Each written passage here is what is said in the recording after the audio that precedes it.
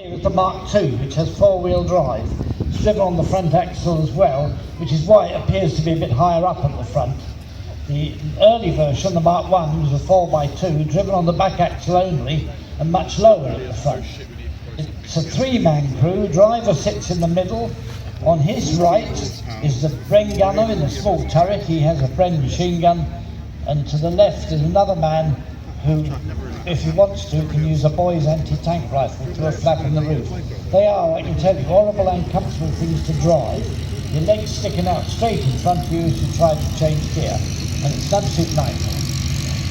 Now that's one of those vehicles made by Britain in the emergency situation in 1940, losing everything in France, put pressure on industry to come up with new quick solutions.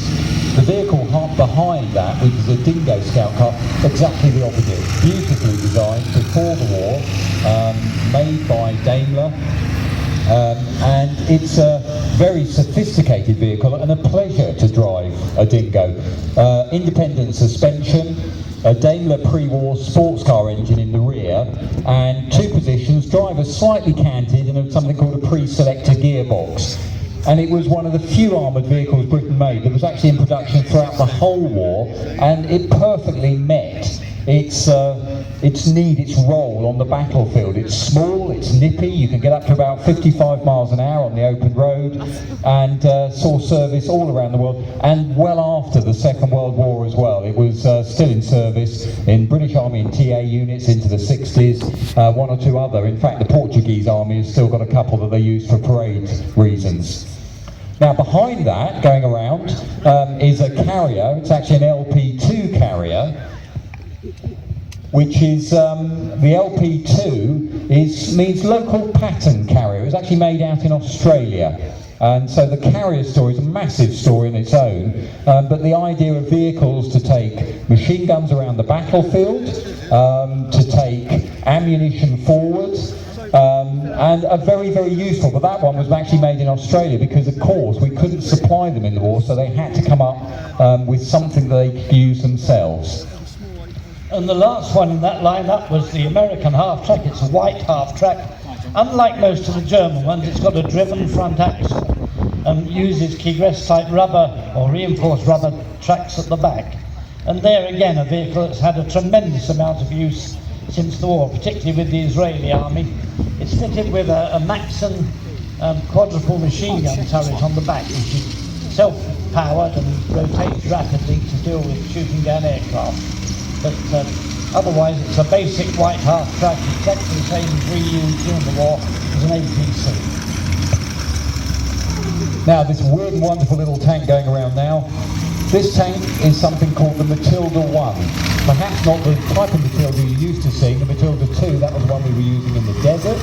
And we have an example in the rather jazzy quarter camouflage scheme on display. This particular one, this is the Matilda 1 that was originally designed by Sir John Carden in 1935 to meet a requirement for the first infantry tank. In other words, to help the infantry advance against a prepared position. So it's actually got very, very thick armour. It was supposed to be able to cross what was known at the time as the shelled area. In other words, where high explosive rounds might be going off. It needed that level of protection, and it's only got a Vickers machine gun in the turret because that's all they thought it would need to suppress enemy fire, enemy positions, and allow our infantry to advance onto the target. The infantry tank Mark I's powered by a Ford V8 engine. Only on this one we swapped it over. We had to get this restored from a wreck, and it's using a Rover engine now. It only has a two-man crew, the driver obviously down in the front and the gunner commander in the turret with the machine gun. It's very limited. It was really designed for use en masse against Germans in fixed positions, which the Germans, the rotters, wouldn't do.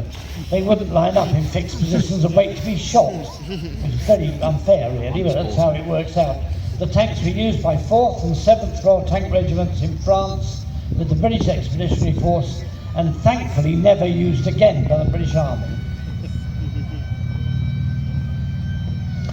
Now, the next tank coming on, this one is one of those tanks that actually came to our rescue early in the war. This is the American Stuart, this particular version, M3A1 version of their light tank.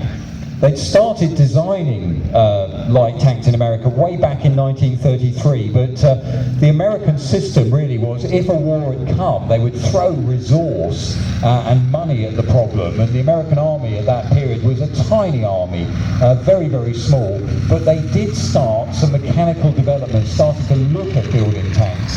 And when these particular tanks first arrived with British forces in North Africa, famously a soldier called one of these a honey, because they were so good, they were so reliable compared to many of our own tanks at the time. And that in itself is the name that stuck. So in British service, a number of these were called honeys.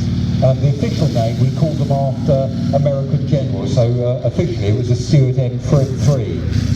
Designed by the Americans as really a light tank, when they came into British service, we were using them almost as infantry tanks or as cruiser tanks, rushing forward in waves to attack the Germans, and consequently, first of all in North Africa, they suffered very heavy casualties. The Stuart's powered by a 7-cylinder Continental radial engine in the back. It's basically like an aircraft engine, and it's air-cooled, and that's what gives the Stuart its great power. The suspension is a version of the vertical volute used on the Sherman, so it has no interference with the inside of the hull at all. The other odd thing about the tank is that the gun has a certain amount of wiggle separate from rotating the turret. You can move the gun a tiny bit left and right to pick up a target. Now back to a British vehicle, contemporary British vehicle. This is the Valentine tank coming on now. And it's a tank we can often overlook, but actually the Valentine was a tank we made the most of in Britain during World War II. And over 2,500 Valentines were also supplied to Russia as well, as supporting the Russian army. Most of those Valentines were actually made by the Canadians and shipped across to support the Russian forces. It starts off with its role really was to be another infantry tank, but we end up using it as a cruiser tank, and it starts off with a 2-pounder gun, so a relatively small gun. This is a later model, the Mark 9 model, and it's actually got a 6-pounder gun. And this particular vehicle that we're driving around used to be a gate guard out in Northern Ireland, and originally it was done out of a crossbow at one point. Fairly empty inside, but it was restored by Vickers some years ago to running order, and back in about 2003 I think it was, they handed it over to the Tank Museum as a gift. And it's a really important vehicle really in British tank production, so it's good we've got a running example that we can show off to you. The Valentine's normally powered by a General Motors diesel, and if you look at it as it goes by, you'll see it has markings on it of 23rd Armoured Brigade. They chose the sign of the liver bird, the mythical Liverpool bird, and that appears on a white square with next to it the red and white number showing its position in the regiment within the division. But that's what that is. It's a divisional sign, and then the selection of the regiment is measured by the number on that red square. So that's how you tell when they're going round. Now the next vehicle coming on to the arena, it's a guest vehicle, privately owned, and has been brought here. It's a bit of a rarity. It had a bit of engine trouble yesterday, but hopefully it'll make it around the arena today. This vehicle is a Czechoslovakian vehicle that was designed back in 1938, and it was put together. The Czechs, don't forget, it's a new country.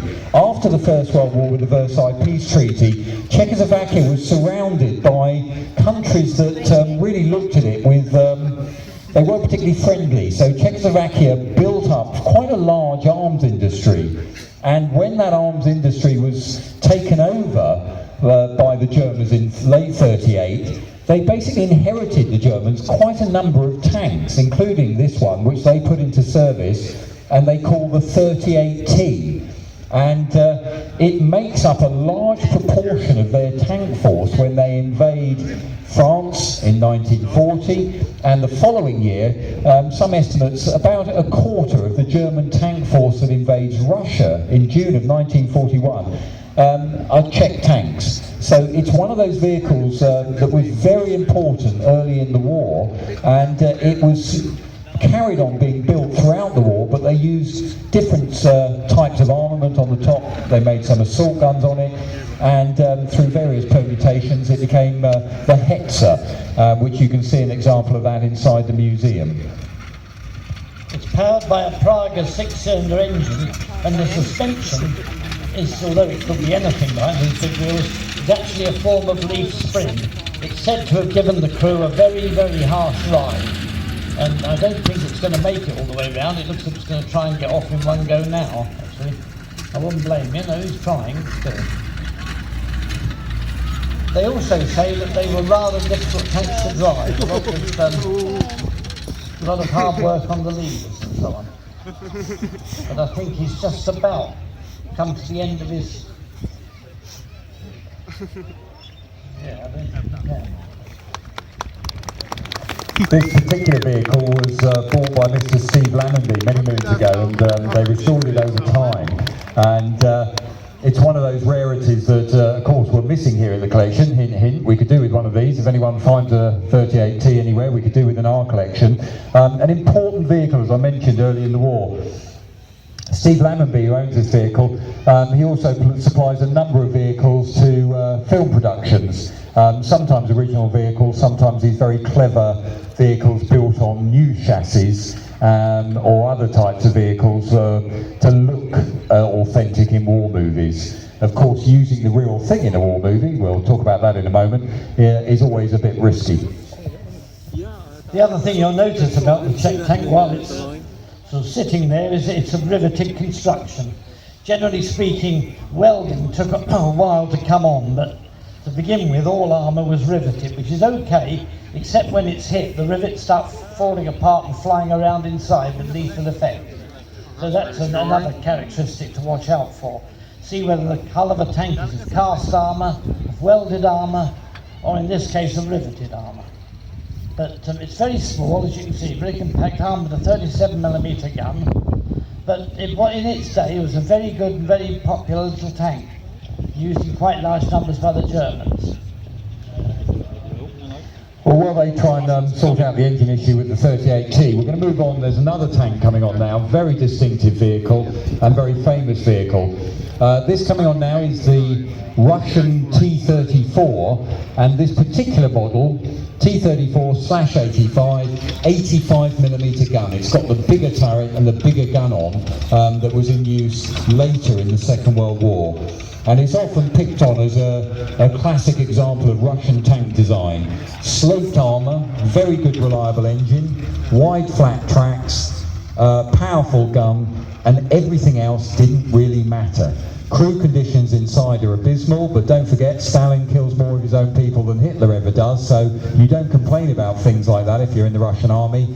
And this particular example is in the markings of Polish forces, post-war Polish forces, and produced in tremendous numbers in the Second World War, and carried on being produced after World War II as well. It's powered by a V12 diesel. Again, in fact, it's the same diesel in its uprated form, turbocharged in the case of the T-72, but basically the same engine.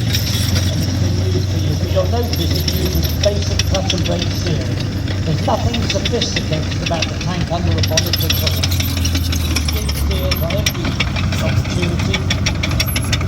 Also, it's one of those strange things that the turret is well built. Vertical actually above the drive.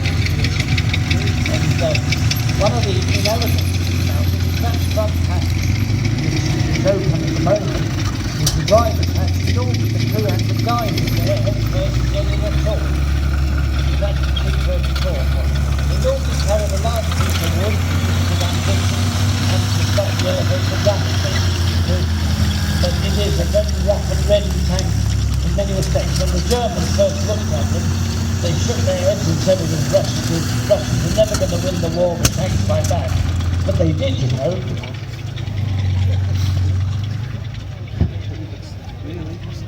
Famously, when a T-34 was captured on the Eastern Front by the Germans, it was taken to Berlin, and Albert Speer got the German arms manufacturers to have a closer look at it.